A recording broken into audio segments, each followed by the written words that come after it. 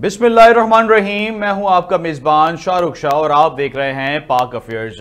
नाजरीन, बलूचिस्तान एक बार फिर दहशतगर्दों के निशाने पर आ चुका है। जाफर एक्सप्रेस जो है वो कराची से चली और कोयटा की तरफ जो है वो रवा दवा थी, जहां पे दहशतगर्दों ने एक टनल पे जो है वो जो ट्रेन है उसको जो है वो रोका और उसको जो है वो यरगमाल बना लिया। पहले शदीद फायरिंग हुई, हमला हुआ, हमले के बाद शदीद फायरिंग हुई और इस वक्त मुसाफिर जो है वो यरगमाल हैं। सिक्योरिटी जो फोर्सेस हैं उनकी जानिब से इस वक्त ऑपरेशन का सिलसिला जारी है। क्लीन जो है वो इलाके को करने की कोशिशें भी जो है वो की जा रही हैं। इसी पे जो है वो हम आज टॉपिक पे हम बात करेंगे। हमारे साथ मौजूद है मोहम्मद मारूफ साहब, PMLN से उनका ताल्लुक है, और ज्ञान चंद साहब भी हमारे साथ इस वक्त मौजूद हैं। पहले मैं मारूफ साहब के पास आऊंगा। मारूफ साहब, फरमाइएगा कि बलूचिस्तान में सिक्योरिटी के जो मामलात हैं वो तो खराब हैं, रेलवे सिक्योरिटी क्या कर रही थी वो उसकी भी नाकामी जो है वो नजर आ रही है ये हमले के बाद। सर, बिस्मिल्लाहिर्रहमानिर्रहीम। सबसे पहले मुझे आपका शुक्रिया अदा करूंगा, आपने मुझे अपने प्रोग्राम में मौजूद किया, बात करने का मौका दिया। बात यह है कि इस वक्त बलूचिस्तान में जो सिक्योरिटी के मामलात हैं वो काफ़ी मखदूश हैं और वहाँ के हालात काफ़ी ख़राब हैं।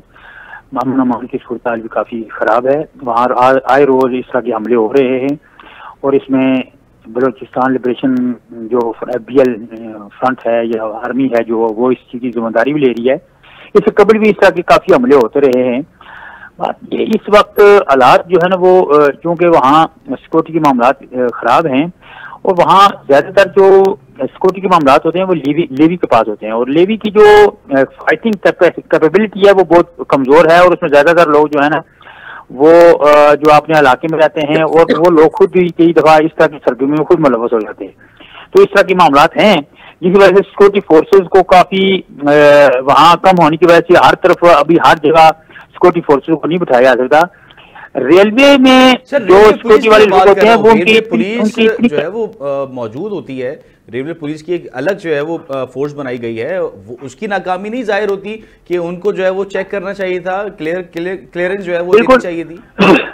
बिल्कुल, ये बात अब इसलिए हम भी यही कह रहे हैं कि लेवी जो है वो इसका ये काम है ये सिक्योरिटी के मामलात निपटने का, लेकिन उनकी कैपेबिलिटी उनकी सलाहियत इसलिए कंप्रोमाइज है कि उसमें बेशुमार लोग जो है ना वो वहाँ के जो सरदार हैं, वहाँ के जो मुख्तलिफ कबाइल के जो सरदार हैं उनके कहने पर लोग आते हैं, वहाँ भर्ती की जाते हैं और वो लोग अपनी एक्चुअल ड्यूटी करने के बजाय उन सरदारों की जो ड्यूटियाँ ही करते रहते हैं, एक्चुअल ड्यूटी पर बहुत कम आते हैं। वहाँ यही मसाइल हैं। इस तरह के मसाइल की वजह से वहाँ का जो निज़ाम है, जागीरदाराना या खानदानी निज़ाम है, वो इस तरह का है कि वो हुकूमत की बजाय अपने जो कबीले के सरदार हैं उनकी तरफ देखते हैं और कबीले का जो सरदार है वो अपने मफाद और अपने इंटरेस्ट की तरफ देखता है। उन लोगों को अवामी मफाद से ज्यादा है, हुकूमती या लॉ एंड ऑर्डर से ज्यादा अपने जो मफाद होते हैं उनको मद्देनजर रख के वो इन लोगों को इस्तेमाल करते हैं और वहाँ ज्यादातर जो भर्तियां हुई हैं वो इसी तरह की हुई हैं। और लेवी के लोग जो है ना वो ट्रेन भी उस तरह के नहीं होते, ये लोग लोकल होते हैं और अक्सर ये भी देखा गया है कि लेवी के लोग जो होते हैं वो इस तरह की जो जासूसियां समझते हैं या इंफॉर्मेशन को अपने में भी उनकी बेशुमार इन्वॉल्वमेंट होती है। तो इस तरह के बड़े मसाइल हैं। इस ट्रेन में जो है वो मुझे एक अंदाजे के मुताबिक 5 लोग हैं और इसमें काफी आर्मी के जो मुख्तलिफ यूनिटों के लोग जो है वो बात होता है कि छुट्टी हो जाते हैं, तो वो शायद इस तरह की कोई ये सिक्योरिटी ब्रीच हुआ है और उनको शायद पता हुआ है कि इसमें शायद आर्मी के कुछ लोग ज्यादा हैं, तो इसलिए उन्होंने इस पर हमला किया। लेकिन मेरे ख्याल में इसमें अभी सबसे जो बड़ा मसला है आर्मी या सिक्योरिटी फोर्सेस के लिए इसको रिकवर न करना इतना मुश्किल नहीं है, लेकिन वहाँ लोगों की जिंदगी का मसला है जो वो बार बार BL के जो लोग हैं वो कह रहे हैं कि अगर उनके खिलाफ ऑपरेशन किया गया तो उन लोगों को मार दिया जाएगा। ये एक बहुत सेंसिटिव मामला है जिसका बहुत मुताद तरीके से जाना होगा और बहुत मुताद तरीके से चलना होगा। अभी देखते हैं कि इसमें जो है वो किस तरह सिक्योरिटी फोर्सेस वहाँ के जो कमांडर हैं वो किस तरह डील करते हैं, लेकिन ये बहुत ही अफसोसनाक वाकया है और इसको जितना भी कंडम करना चाहिए कौमी सतह पर। और जितने भी लोग हैं इसमें ये जरूरी नहीं है कि जो रेल ट्रेन है इसमें पंजाब के लोग होंगे, इसमें बलोचिस्तान के लोग भी ट्रैवल कर रहे होंगे, पठान भी होंगे, बलूची भी होंगे, सिंध के लोग भी होंगे। तो इस तरह की रफ्तू से वो वहाँ टेररिज्म और अनार्की फैलाना चाहते हैं, लोगों में खौफ और राहत फैलाना चाहते हैं। लेकिन लोगों का जो वहाँ जो मोराल है वो ठीक है, वो हाई है, और लोग इन चीज को सामना करने के लिए तैयार हैं। हुकूमत जो है वो बजाते खुद वो भी इस बात को जबा होने के लिए हर वक्त जो तैयार रहते हैं, और खासकर सिक्योरिटी फोर्सेज इन मामलात में बढ़ चढ़ के और जज्बे से काम ले रहे हैं। लेकिन वहाँ की जो क्योंकि आपको पता है बलूचिस्तान का एरिया बहुत ज्यादा है, वहाँ हर जगह सिक्योरिटी फोर्सेज को नहीं डिप्लॉय किया जा सकता है, इतना के पास फोर्स नहीं है, और लेवी का जो साइड है वो बहुत कमजोर है, जिस वजह से इस तरह के मिसाइल पैदा हो रहे हैं। लेकिन उम्मीद है कि जो वहाँ कमांडर हैं या जहाँ जो लोग मौजूद हैं वो किसी बेहतरी की तरफ ले जाएंगे और नतीजे बेहतर आएंगे मेरे ख्याल में। जी, कम से कम इंशाल्लाह इससे हम बात होंगी। कोशिश ये होगी कि कम से कम हम बात हों और इन लोगों को रिकवर भी किया जाए, और इस मसले का कोई अब हुकूमत का ये जिम्मेदारी निकाला जाए, दहशतगर्दी के खात्मे के लिए कोई मुस्तकिल हल मुस्तकिल और परमानेंट सोल्यूशन ढूंढा जाए, ये बात जरूरी है, बहुत जरूरी है। मैं ज्ञान साहब के पास आऊंगा। ज्ञान साहब फरमाइएगा, ये जो हमला है ये बहुत अफसोसनाक है, और माह रमजान के महीने में इस तरीके के वाकयात, दहशतगर्दी के वाकयात बाइस तशवीश भी हैं। क्या समझते हैं सर, ये अंदरूनी साजिश लग रही है या बैरूनी साजिश का शाखसाना लग रहा है सर? ये देखिए, बलूचिस्तान में जो मिलिटेंसी है उसमें तो कोई ढकी छुपी बात नहीं है कि बैरून मुल्क से इनको सपोर्ट भी हो रही है, और वो काफ़ी अरसे से वहाँ पे अमन अमान को ख़राब करे रखे हुए हैं। तो हमारे सिक्योरिटी फोर्सेस सिर्फ लेवी नहीं है, हमारे आर्म फोर्सेस के जवान भी वहाँ पे लगे हुए हैं, लेकिन उसके बावजूद भी आए दिन कुछ न कुछ फसादात हो जाते हैं। हमारे रियासत की जो जनरली पॉलिसियाँ रही हैं, जिसकी आजकल बहुत डिस्कशन होती है कि हमने किस तरह से टीटीपी को अलोक किया, पाकिस्तान में आने दिया, तो हमें कंसिस्टेंटली जो लोगों के इश्यूज है उनको भी देखने की जरूरत है, और जो दहशतगर्दी बाहर से आ रही है और जो उनके यहाँ पे सपोर्टर्स हैं जो उनको भी देखने की जरूरत है।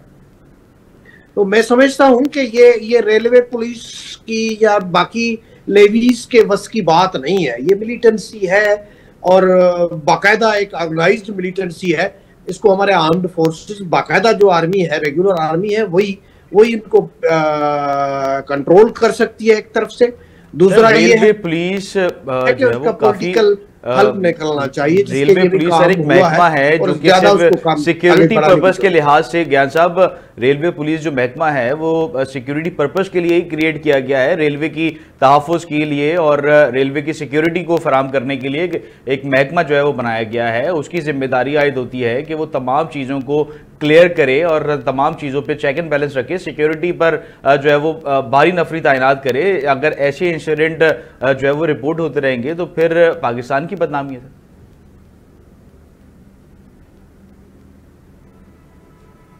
देखिए, रेलवे पुलिस की क्या उसकी वो कितने तादाद कितनी होती है, या तो 2-4 पुलिस वाले होते हैं रेल के अंदर के, रेल के मुसाफिरों के बीच में कोई अनबन हो जाए, कहीं पे कोई मसला हो जाए तो वो देख ले, या ट्रैक पे कहीं पे कुछ लोग आ जाए, किस किस्म की सूरत हाल हो तो उसको जरा कंट्रोल करें। पूरे का पूरा जो ट्रैक है उस पर तो वो कंट्रोल नहीं कर सकते। आप फिगर्स लेंगे तो कितने पुलिस वाले इस ट्रेन पे ड्यूटी पे थे, वो इस किस्म की ऑर्गेनाइज्ड मिलिटेंसी को कंट्रोल नहीं कर सकते, इतनी दहशतगर्दी को फेस भी नहीं कर सकते। मैं नहीं प्रोटेक्ट कर रहा हूं कि उनकी रिस्पॉन्सिबिलिटी नहीं चाहता, उनको भी जैसे हमारे आर्मी के जवान अब शहादतें दे रहे हैं, उनको भी लड़ते वहां पे इसको प्रोटेक्ट करना चाहिए था, लेकिन वो कितनी तादाद में है और उनकी ट्रेनिंग की लेवल क्या है, उनके पास हथियार कौन से हैं, ये भी देखने की जरूरत है। लेकिन कितना भी आप उसको इक्विप कर लें, लेकिन इस किस्म की जो मिलिटेंसी है उससे ट्रैक को पूरी की पूरी चौकीदारी फराहम करके आप नहीं बचा सकते हैं और उनको नहीं कर सकते। इसके लिए हमें जो मिलिटेंट्स हैं ऑर्गेनाइजेशन, एक तो उन पे हाथ डालना पड़ेगा, दूसरा ये है कि पॉलिटिकल प्रोसेस में जाकर किसी भी तरह से ये लोगों की जो सपोर्ट है उसको कट करके और ये जो सरदार है उनको अब स्टेट की तरफ खड़ा करके हम उस इलाके के लोगों को इन्वॉल्व करके भी कर सकते हैं। तो दो तीन चार स्टेप्स ऐसे हैं जिससे इस मिलिटेंसी को फेस किया जा सकता है। एक तो बाय फोर्स है जो हमारे आर्म्ड फोर्सेस कर सकते हैं, दूसरा ये है कि लोकल कम्युनिटी की सपोर्ट हमें लेने की जरूरत है और पॉलिटिकल प्रोसेस को शुरू करने की जरूरत है।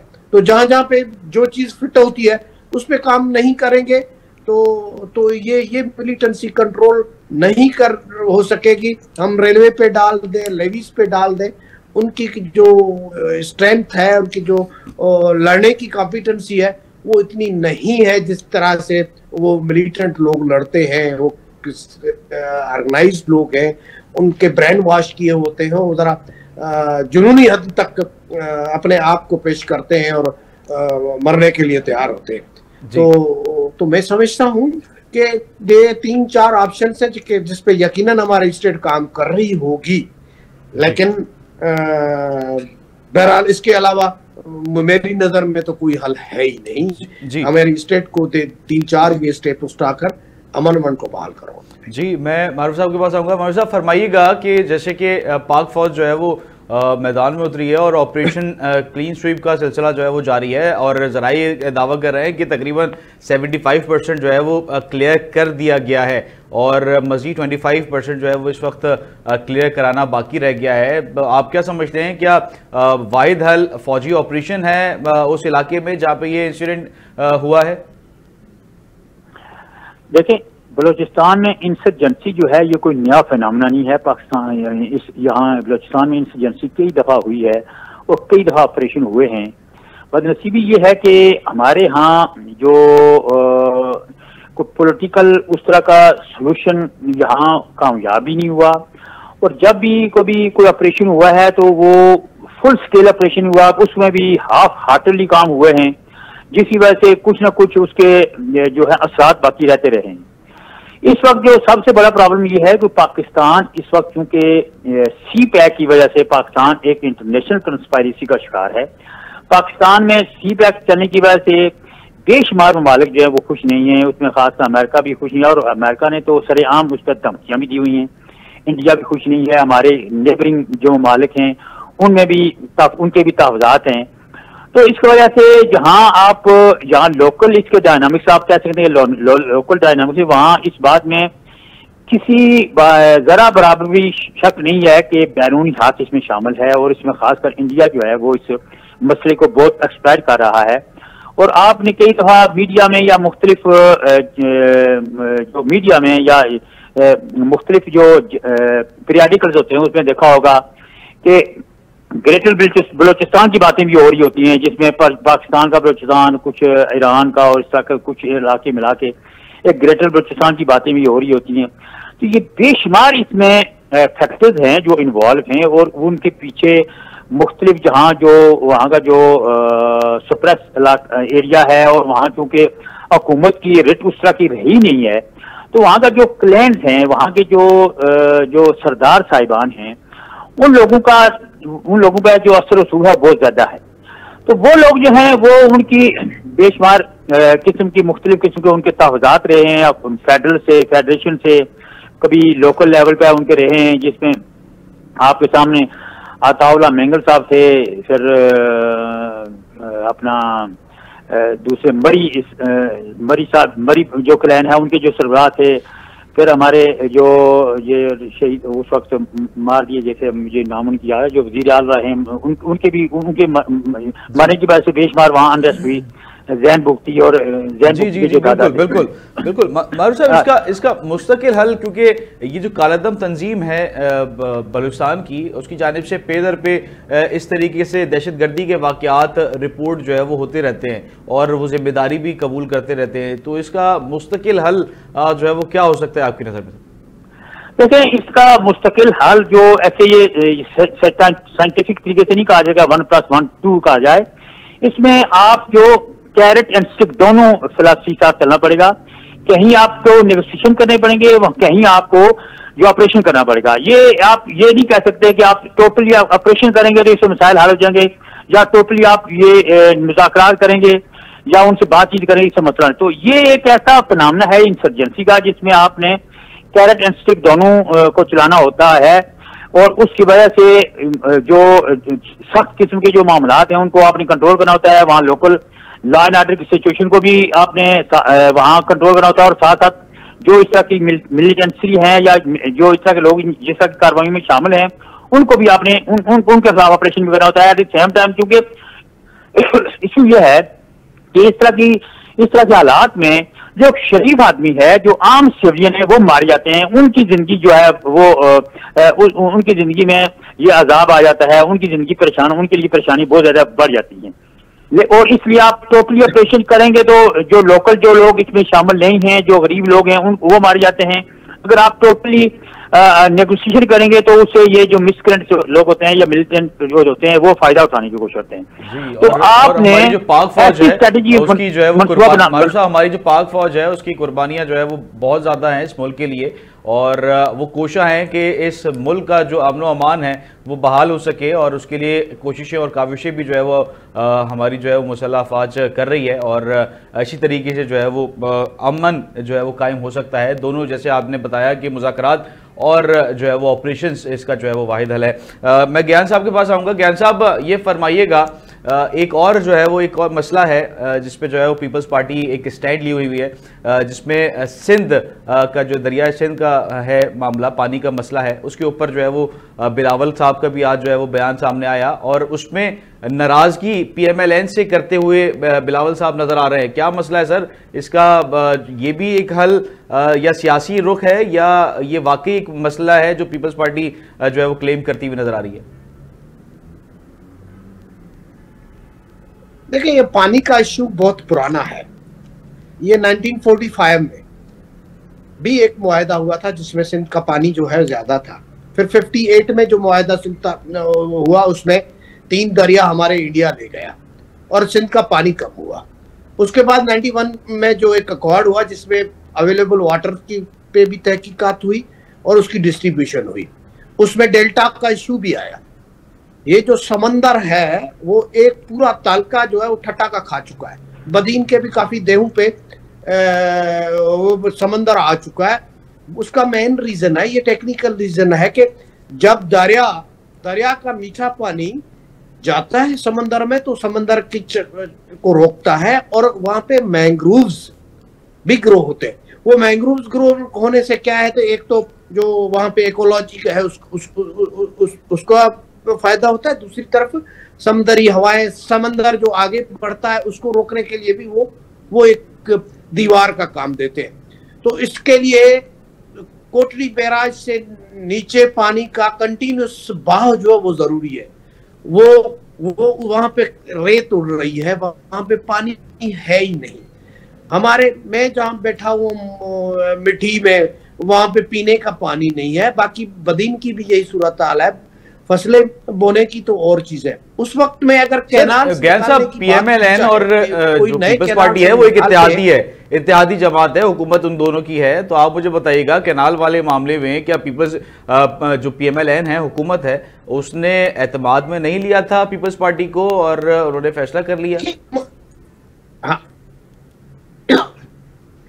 पानी के मामले पे पीपल्स पार्टी का सिंध का कोई भी बच्चा, बूढ़ा, कोई भी फर्द जो है पानी पे कंप्रोमाइज नहीं कर सकता है, क्योंकि पानी के बगैर सर एतमाद में लिया या नहीं लिया सर, ये मुझे बताइएगा, क्योंकि दोनों आप दोनों की हुकूमत है वफाक में, जो है वो आप दोनों हुकूमत चला रहे हैं, तो एतमाद में लिया पीएमएलएन ने या नहीं लिया? चीज का होता ये एक कुछ पहले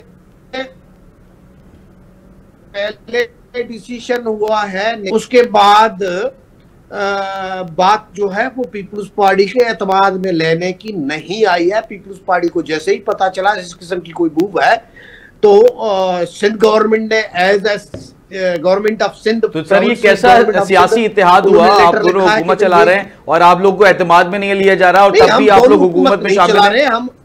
हम पीएमएलएन की हुकूमत को सपोर्ट कर रहे हैं, और सपोर्ट करने का मतलब आप हुकूमत का हिस्सा है, सदर पाकिस्तान आपका है सर, तो यही तो मैं आपसे अर्ज कर रहा हूं। देखिए, सदर पाकिस्तान का अलग रोल है। सदर पाकिस्तान को जब मौका मिला पार्लियामेंट को खिताब करने के लिए, सर गवर्नर साहब आपके हैं, आपके लगे हुए हैं, आप लोग सियासी इत्तेहादी हैं दोनों, तो आप लोग को एतमाद में नहीं लिया जा रहा, तो आप मुझे बताएं कि कैसे जो है वो बगैर एतमाद में लिए आपको जो है वो ये फैसला कर लिया गया। जैसे वो तो आप देख रहे हैं ना, पीपुल्स पार्टी को सर पंजाब में कैनाल निकाल रहे थे, तो गवर्नर पंजाब तो आप लोग का है, हुकूमत तो आप लोग की है, गवर्नर आप लोग का लगा हुआ है। गवर्नर पंजाब का रोल नहीं है ना गवर्नमेंट में, तो सर आप लोग सियासी जो इत्तेहादी है तो उसका तो रोल है, आप लोग अगर सपोर्ट कर रहे हैं और इत्तेहाद में शामिल है तो दोनों तो एक ही बात है। उनका कोई रोल नहीं है। नहीं देखिए, इत्तेहाद में हम शामिल नहीं हैं, हम गवर्नमेंट को सपोर्ट कर रहे हैं क्योंकि पाकिस्तान के हालात में जो जहाँ पे दहशतगर्दी की क्या हालत है, जहाँ पे मौशी हालात क्या है, जहाँ पे हमारे इवन बाकी गवर्नेंस के इश्यूज भी ठीक नहीं है, उन हालात में जब पॉलिटिकल पार्टीज के लीडरान बैठे तो कोई रास्ता नजर नहीं आ रहा था। इसके लिए ये एक सेटअप हुआ कि हम किन किन शराइत पे साथ बैठेंगे और मुल्क के जो मेजर इश्यूज हैं, विफाक के जो मेजर इश्यूज हैं, उन पे एक दूसरे को एतमाद में लेंगे। जब एतमाद में नहीं लिया गया तो सदर साहब को भी बात करनी पड़ी, प्राइम मिनिस्टर से बिलावल साहब को बात करनी पड़ी। जब बात हुई है तो भी ये बात हुई है तो आपको एतमाद में लिए बगैर कोई फैसला नहीं करेंगे।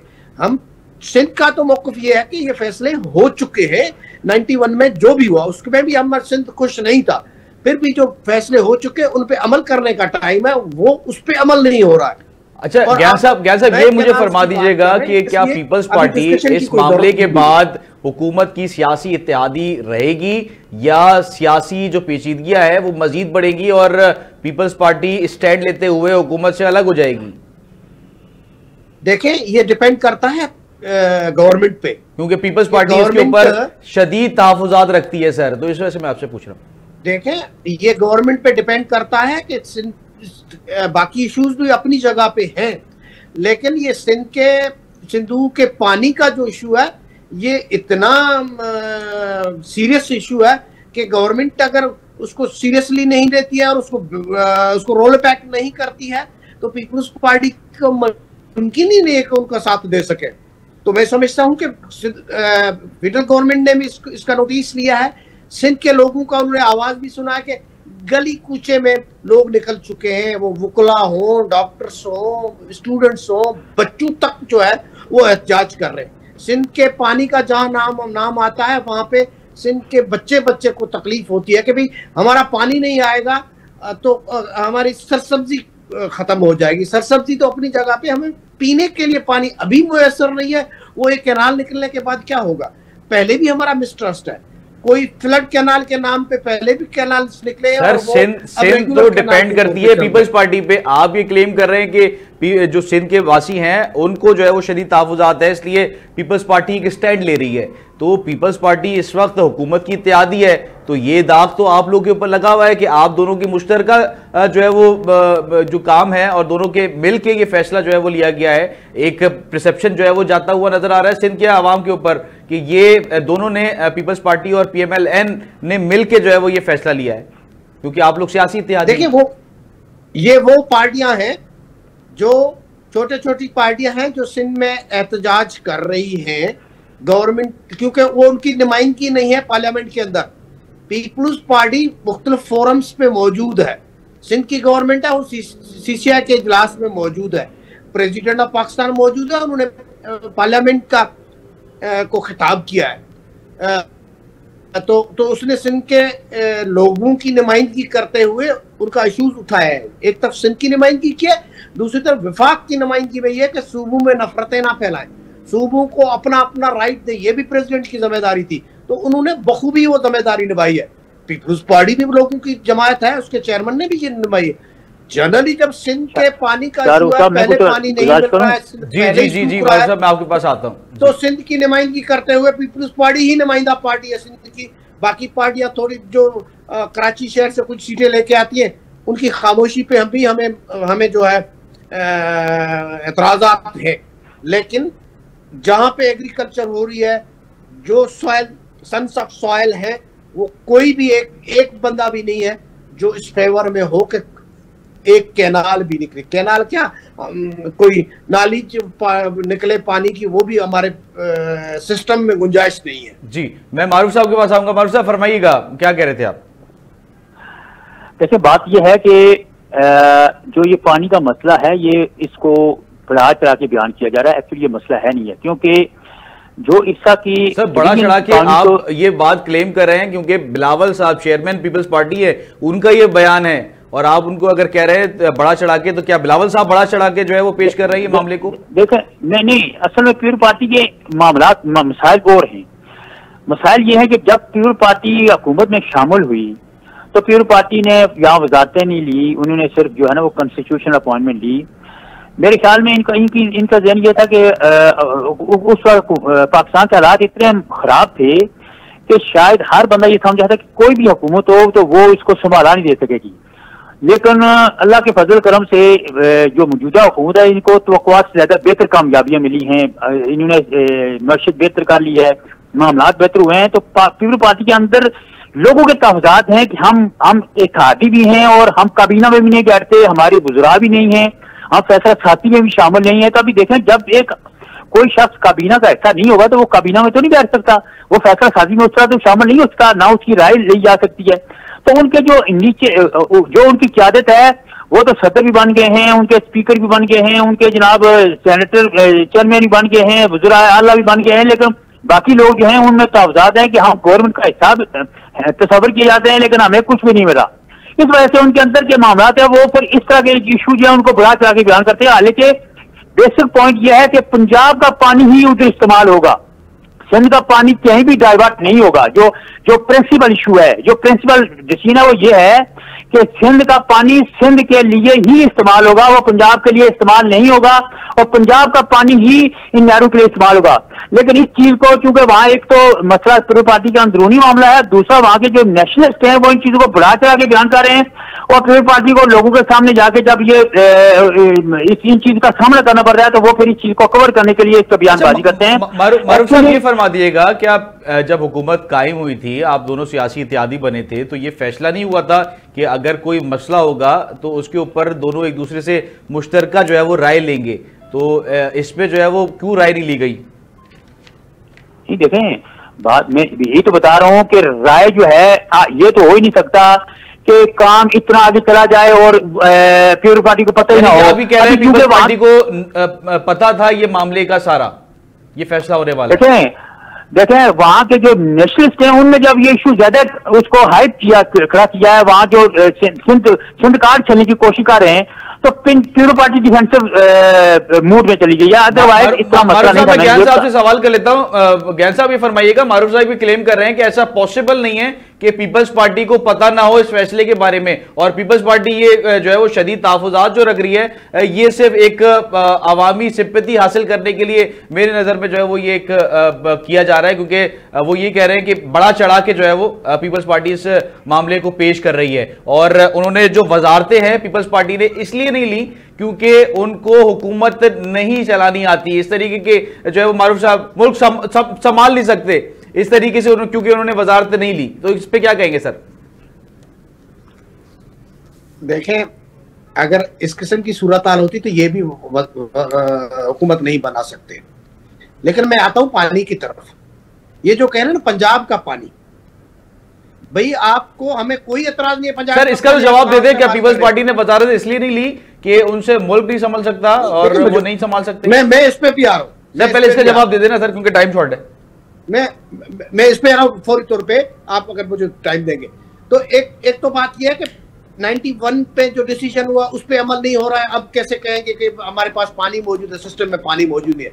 दूसरा ये कि हमने वजारतें इसलिए नहीं ली है कि हम अपने मंशूर के मुताबिक इनके खिलाफ भी इलेक्शन लड़के आए हैं। हम चाहते थे कि हम लोगों का आवाज बने और इनको वजारतें लेकर हम इनके जो भी इक़दाम हैं उनमें शामिल ना हो, एक तरफ। दूसरी तरफ ये है कि इनको फ्री हैंड हो। कल को ये कहेंगे कि हमारे पास सब वजारतें नहीं थी, इनको फ्री हैंड दिया कि आप डिसीजन करें और मुल्की मफाद में जो है प्रोग्रेस करें। और माशाल्लाह उसमें कुछ प्रोग्रेस हुई है जिससे हम मुतमईन भी हैं।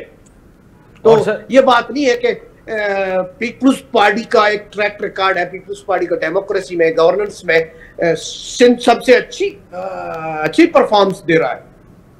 तो वो हेल्थ हो, एजुकेशन हो। तो और सर इसका जवाब दे दें कि जैसे मारूफ साहब फरमा रहे हैं कि ऐसा हमने फैसला नहीं किया जिसका पीपल्स पार्टी को पता ना हो, वो सिर्फ सिंपैथी गेन करने की कोशिश कर रहे हैं, क्या वाकई ऐसा है? आखिरी सवाल है सर, जल्दी से मुझे बता दीजिए। देखें, जब इनकी नियतों पे बात आई, अब तक उस पे अमल नहीं हुआ, वो अलग बात है। इन्होंने तो कहा कि हम कैनाल निकाल रहे हैं, पता सिस्टम में पानी मौजूद नहीं है, 91 अकॉर्ड के मुताबिक आप पानी डिस्ट्रीब्यूट नहीं कर रहे हो, पानी की शॉर्टेज सिंध में तो है ही है, लेकिन बाकी सर पता था नहीं पता था आप लोगों को? सर ये तो सारी चीजें हैं, आप लोगों को तहफुजात है, बिल्कुल है। आप लोग क्योंकि सियासी इत्तेहादी हैं, आवाम जानना चाह रही है कि आप लोगों को पता था ये सारे मामले का या नहीं पता था? हमें जब पता चला है तो हमने एहतजाज किया है।